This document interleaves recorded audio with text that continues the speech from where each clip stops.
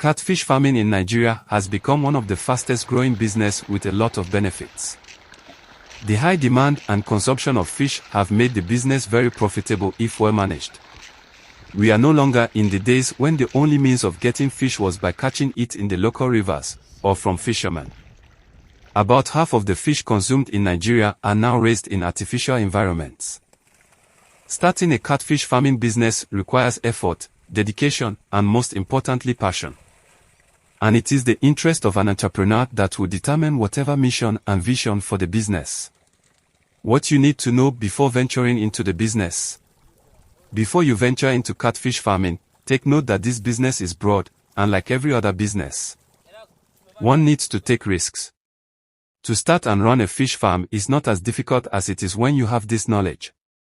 Establishing a farm for success varies on the size and vision of the entrepreneur. It may be small scale, medium scale, or large scale. Setting up a fish farm requires more careful planning and much capital input.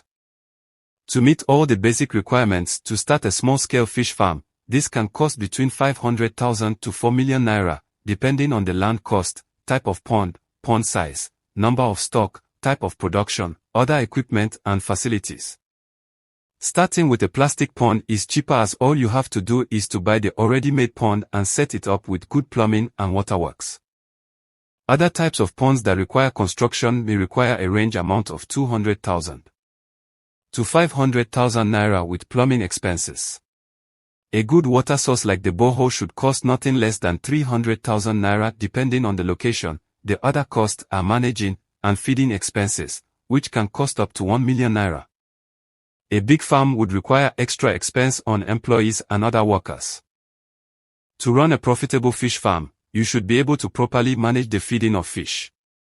Catfish eat 2 times a day, morning and evening, and water would have to be changed regularly, averagely once in 2 days, since feeding would lead to excretion and it is risky for catfish to live in unchanged water.